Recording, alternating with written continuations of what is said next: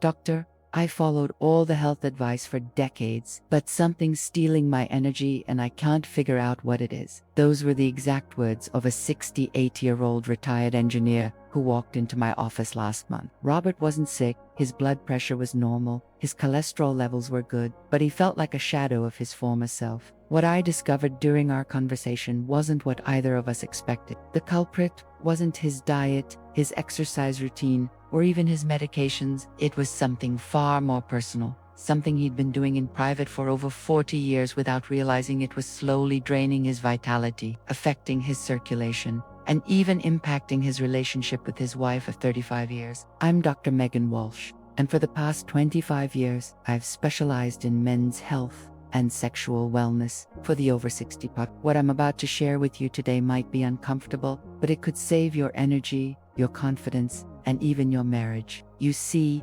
Robert's problem wasn't unique. In fact, I've seen this pattern in hundreds of men over 60 who come to my practice. They're all making the same 7 critical mistakes when it comes to masturbation. And these mistakes are silently sabotaging their health in ways they never imagined. Now, before we go any further, I want you to do something important. If you are watching this on the Life After 65 channel and you haven't subscribed yet, hit that subscribe button right now and ring the notification bell. Why? Because what I'm about to reveal could change how you think about your most private moments forever. And I promise you, mistake number 5 is something 90% of men your age do wrong without even knowing it. Here's what makes this so urgent. After 60, your body doesn't forgive mistakes the way it used to. What seemed harmless in your 40s can become dangerous in your 60s and 70s. Your circulation is different. Your hormone levels have shifted, and your nervous system processes pleasure and arousal in completely new ways. If this information resonates with you, type yes in the comments. If you think this doesn't apply to you, type no. Your feedback helps me create content that truly serves men in your stage of life. Robert's story had a happy ending, but only because he was willing to listen and make changes. Today, I want to give you the same opportunity, because what I discovered in my practice isn't just affecting individual men. It's quietly impacting marriages, self-confidence, and overall health across an entire generation.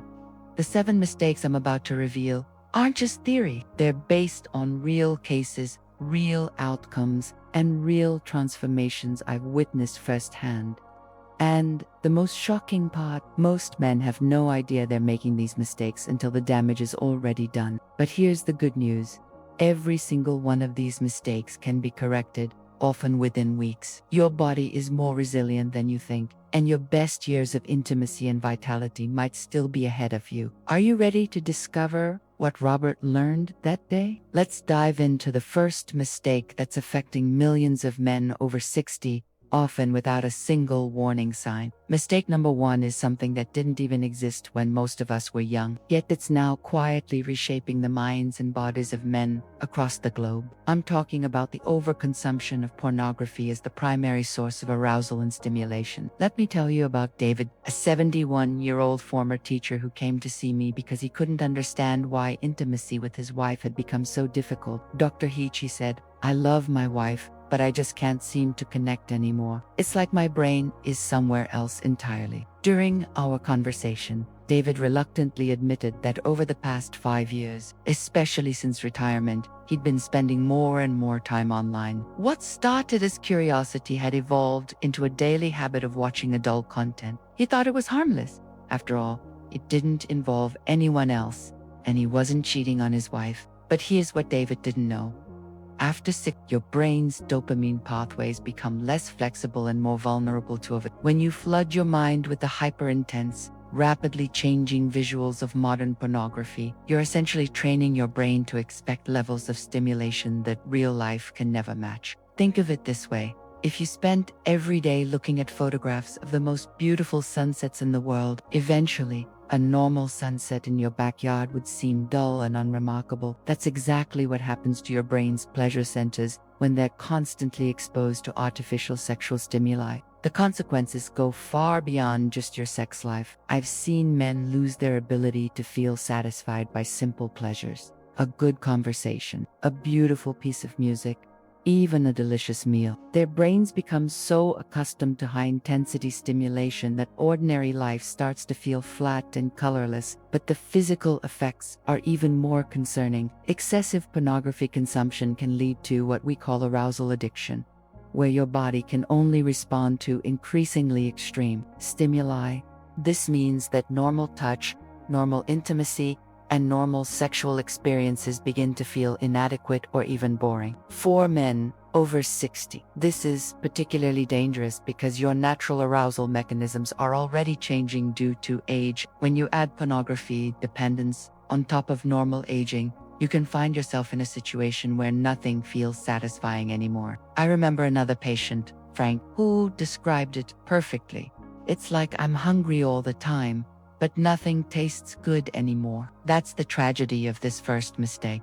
It promises pleasure, but delivers emptiness. The solution isn't complicated, but it does require honesty and commitment. If you recognize yourself in these stories, consider taking a break from all visual stimuli for at least 30 days. Let your brain reset. Rediscover what natural arousal feels like. Many of my patients are amazed at how much more sensitive and responsive they become once they give their minds a chance to recalibrate. Now, you might think that's the most surprising mistake, but wait until you hear about mistake number 2. It involves something most men do every single day without realizing it's affecting their circulation, their prostate health, and even their ability to maintain an erection. And the location where this happens might shock you. But before we get there, let me ask you this.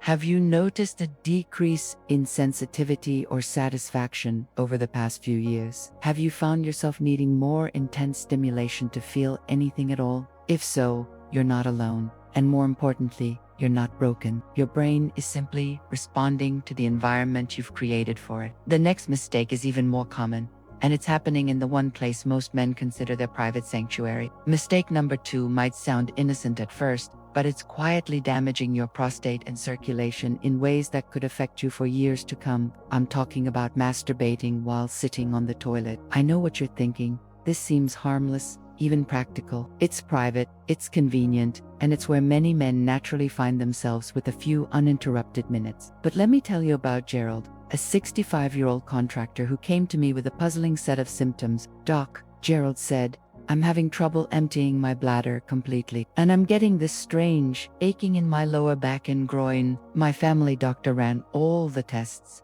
No infection, no obvious prostate issues, but something's definitely wrong. As we talked, Gerald mentioned something that seemed unrelated at the time. For the past several years, especially since his wife's work schedule changed, he'd developed a routine of taking care of his personal needs. During his morning bathroom routine, he thought nothing of it. After all, it was efficient and private. But here's what Gerald didn't realize. Sitting on a toilet puts your body in one of the worst possible positions for healthy sexual activity. Your pelvic floor is compressed, your circulation is restricted, and you're placing direct pressure on your prostate, the very gland that's already under stress as you age. Think about the position.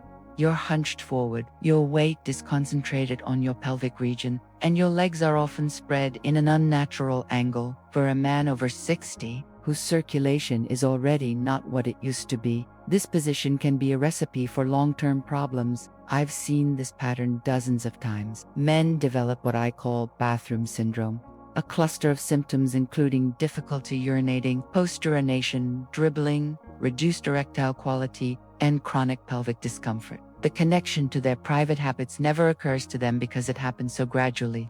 The solution is simple but requires breaking a comfortable routine. If you've fallen into this pattern, consider changing your environment entirely. Stand, recline, or find a more natural position that allows proper blood flow to your pelvic region. Your prostate, at your age, needs circulation and space to function properly. When you compress it repeatedly during moments that should be pleasurable and relaxing, you're essentially teaching your body to associate sexual response with discomfort and restriction. But position isn't the only problem. Even more damaging is how most men over 60 approach the entire experience. Which brings us to mistake number 3.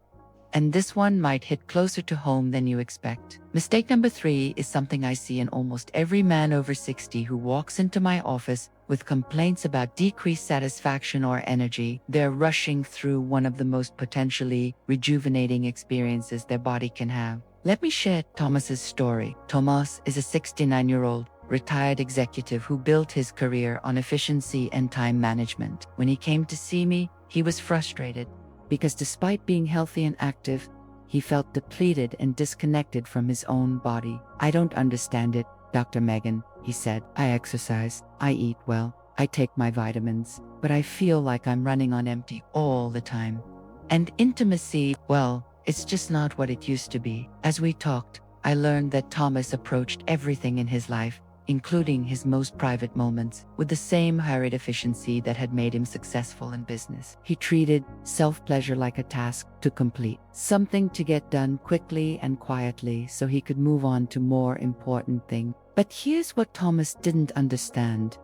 After 60, your nervous system simply cannot handle the stress of rushed sexual experiences. When you hurry through arousal and climax, you're depriving your body of the very hormones and neurochemical responses that could be restoring your energy and vitality. Let me explain what happens when you slow down. Proper sexual arousal, even solo arousal, triggers the release of oxytocin, which reduces stress hormones. It increases blood flow throughout your body, not just to your genitals. It activates your parasympathetic nervous system, which is responsible for healing and restoration. But when you rush, you activate your sympathetic nervous system instead, the same system that responds to stress and danger. Your heart rate spikes quickly, your breathing becomes shallow, and instead of getting the restorative benefits of sexual release, you're actually adding stress to your system. I remember Thomas calling me 3 weeks after our conversation. "Dr. McGinney said, I can't believe the difference. I feel like I have more energy, I'm sleeping better, and my wife says I seem more relaxed than I've been in years." What had Thomas changed? Simply this: he started treating those private moments as meditation rather than tasks. He slowed down, breathed deeply, and allowed his body to fully experience each stage of arousal instead of rushing toward completion. The irony is that many men think they don't have time to slow down, but rushing actually robs you of energy throughout the day. When you take time to properly activate your body's relaxation and pleasure responses, you feel more energized and focused for hours afterward. But slowing down is just the beginning. There's a hidden system in your body that most men have never even heard of. Yet it controls everything from your ability to maintain an erection to your bladder control. And mistake number 4 involves completely ignoring this system. This is the mistake that, once corrected, can dramatically improve not just your sexual health, but your overall confidence and physical function. And the best part, you can start strengthening this system today, right where you're sitting. But first, let me ask you something. When was the last time you thought about the muscles that aren't visible but controlled some of the most important functions of your body? Most men focus on their chest, their arms, their legs, but there's a group of muscles that's far more important for your vitality and satisfaction, especially after the discovery of what these muscles can do might just change everything you thought you knew about age and male vitality. Mistake number 4 is perhaps the most overlooked aspect of male health after 60. Yet it controls everything from your ability to maintain strong erections to your confidence in social situations. I'm talking about completely ignoring your pelvic floor muscles. Most men have never even heard this term, let alone understand why these muscles are crucial for their vitality and sexual health. But let me tell you about Marcus, a 73-year-old former athlete who thought his days of physical strength were behind him. Marcus came to my office feeling defeated. "Dr. Megan," he said, "I was always the strong one in my family. I could lift, I could run, I could do anything. But now I feel weak in ways I can't even explain to my wife. It's not just my body.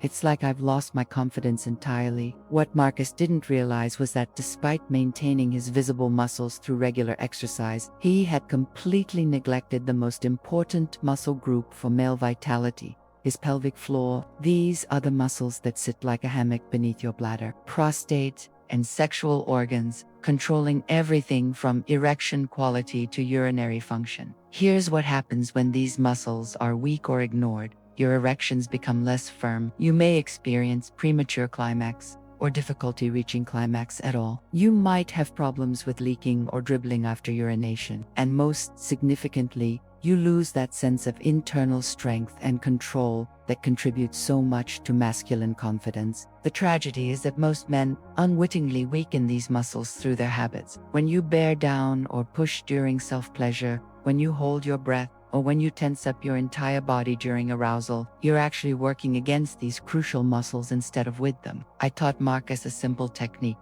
During arousal, instead of tensing everything, he learned to gently engage his pelvic floor muscles, the same ones he would use to stop his urine stream mid-flow. The difference was remarkable. It's like I discovered a secret source of strength I never knew I had. Marcus told me 6 weeks later, not just physically, but mentally.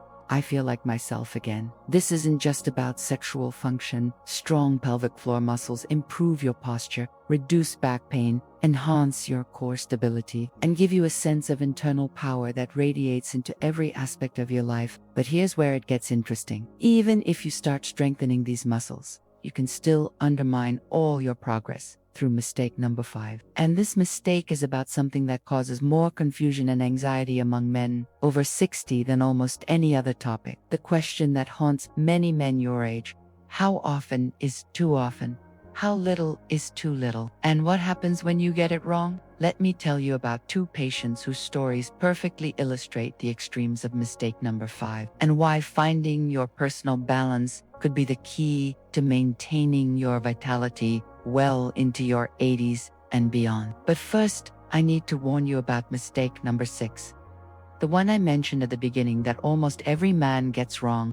This mistake is so common and so damaging that it can literally change the physical structure of your most intimate anatomy, and most men have no idea they're doing it until the damage is already done. Mistake number 5 is causing unnecessary anxiety and physical problems for millions of men over 6, and it's all about frequency.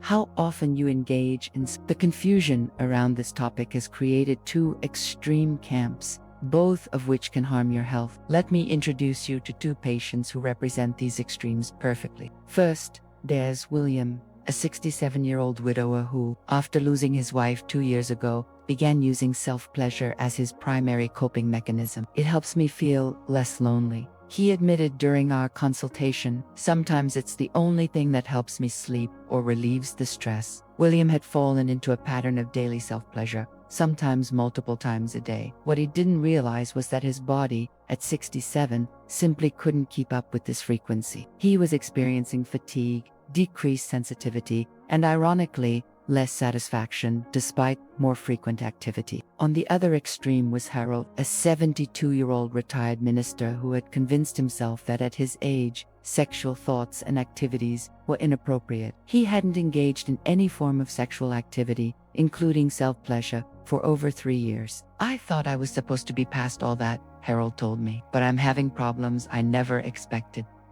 Trouble with my memory, low energy, and my doctor says my testosterone levels are concerning. Both William and Harold were making the same fundamental mistake. They were following external rules instead of listening to their body. Here's the truth about frequency after 60.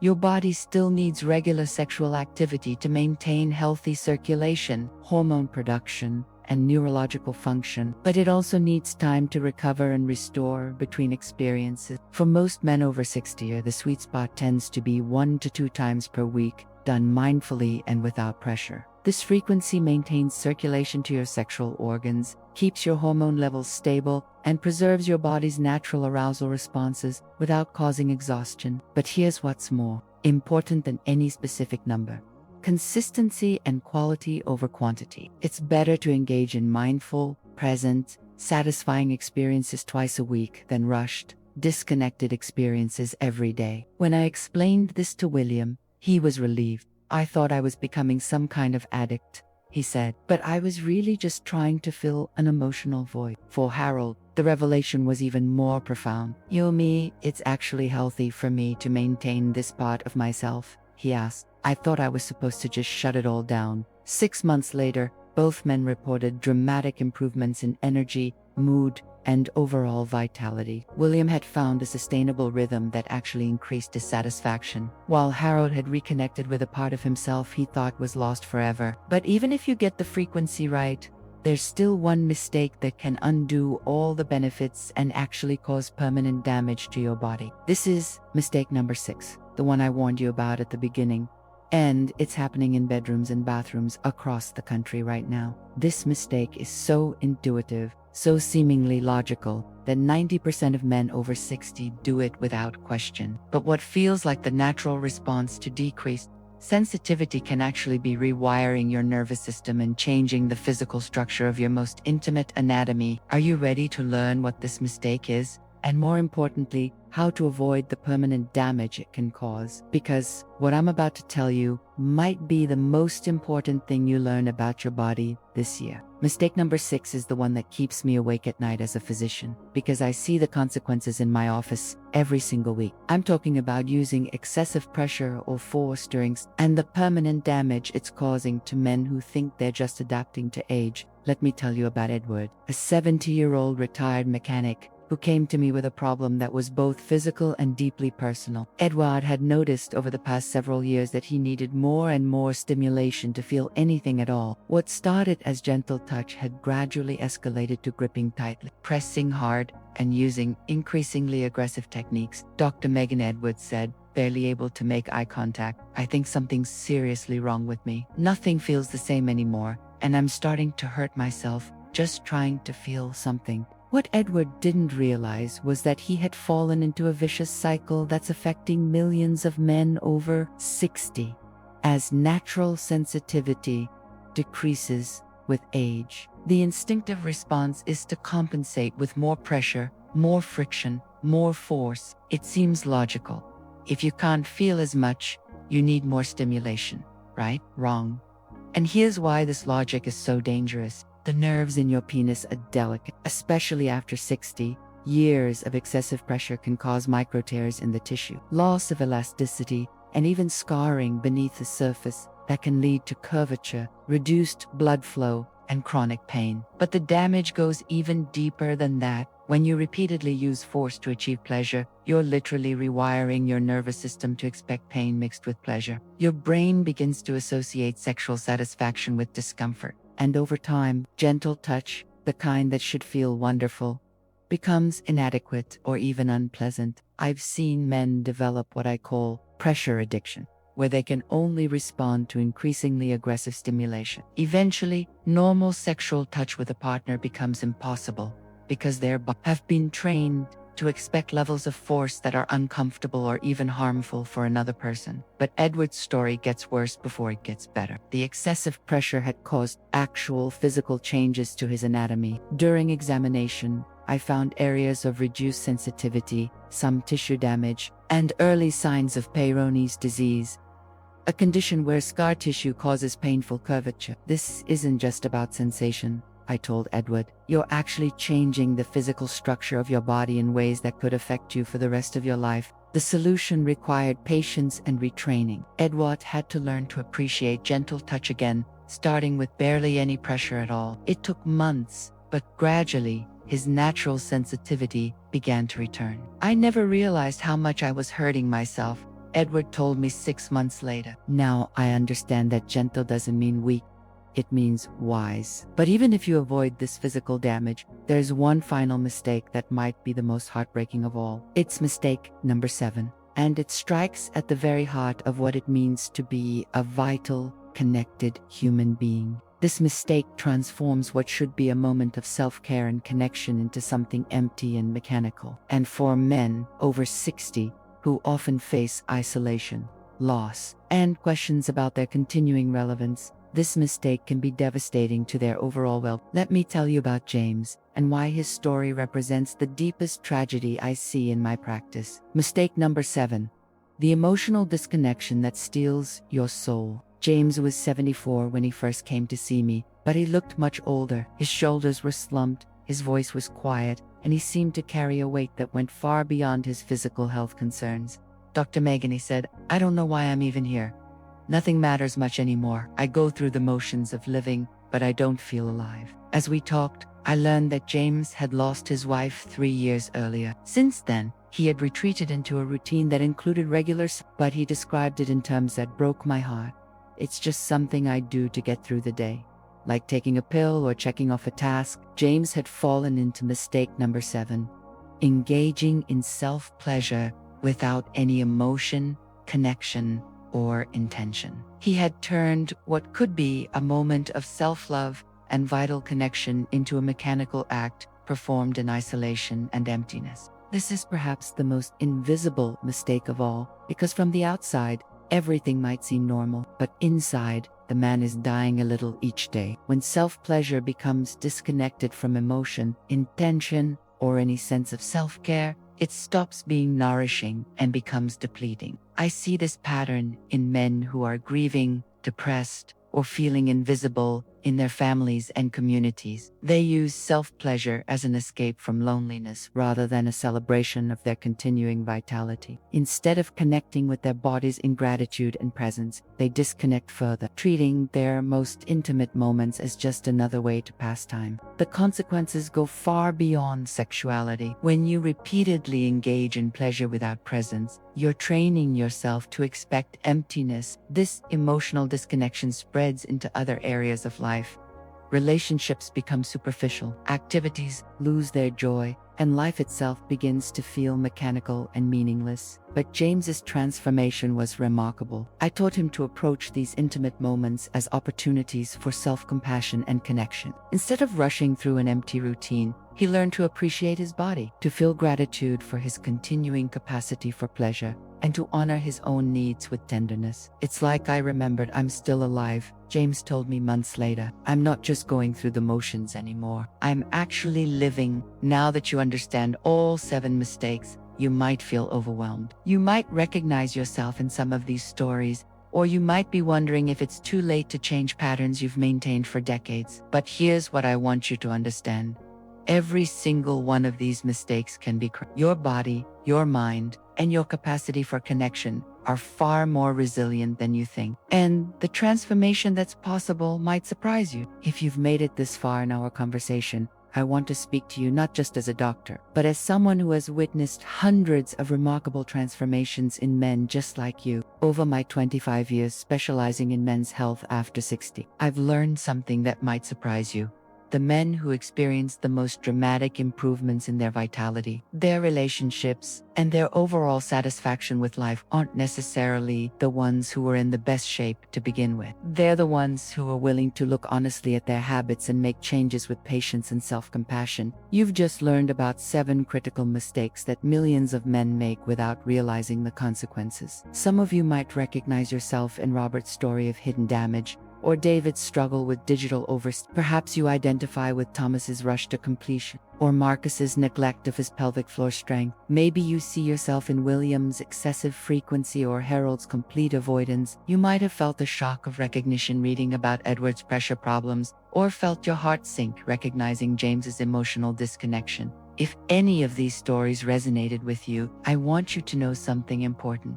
There is nothing shameful about recognizing these patterns in yourself.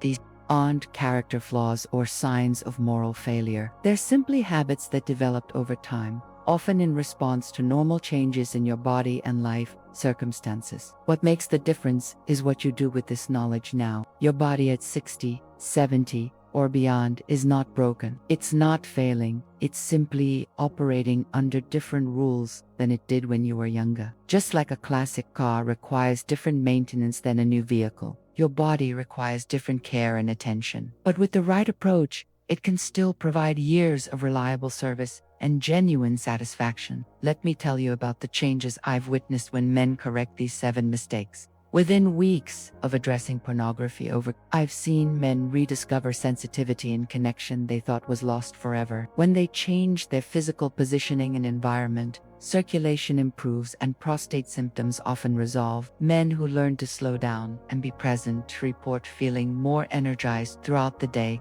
not just during intimate moments. Those who strengthen their pelvic floor muscles often experience improvements that extend far beyond sexual function. Better increased confidence, and a renewed sense of internal strength. Finding the right frequency eliminates anxiety, and restores natural rhythms. Learning gentle touch techniques can actually reverse years of decreased sensitivity. And perhaps most powerfully, when men reconnect emotionally with their own bodies and needs, they often find renewed connection with partners, family, and life itself. But here's what I want you to understand most clearly. This isn't about becoming the man you were at 30 or 40. This is about becoming the best version of who you are now. At this stage of your life, with the wisdom and experience you've gained, the goal isn't to turn back the clock. It's to move forward with awareness, intention, and respect for your continuing capacity for growth and pleasure. So, what do you do now? Start small. Choose one area where you recognized yourself in these stories and begin there. If you've been rushing through intimate moments, practice slowing down and breathing deeply. If you've been using excessive pressure, experiment with the gentlest touch possible. If you've been disconnected emotionally, take a moment before and after to feel gratitude for your body's continuing capacity for sensation. Don't try to change everything at once. Your body and mind need time to adjust to new patterns, especially if you've maintained certain habits for years or decades. Most importantly, approach this process with the same patience and compassion you would show to a good friend facing similar challenges. You deserve care,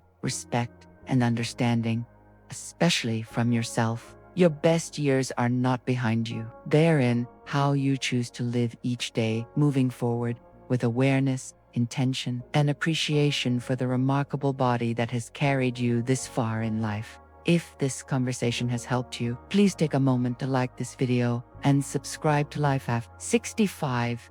Your engagement helps us reach other men who need to hear this message. And consider sharing this with someone in your life who might benefit from this information. Because at the end of the day, this isn't just about avoiding mistakes. It's about reclaiming the quiet power, the deep satisfaction, and the continuing vitality that remains yours by right. Regardless of your age, you matter. Your health matters. Your satisfaction and connection matter, and it's never too late to start treating yourself with the care and respect you deserve. Thank you for having the courage to listen to this message. Now go forward with knowledge, confidence, and hope. Your body is waiting for your renewed attention and care.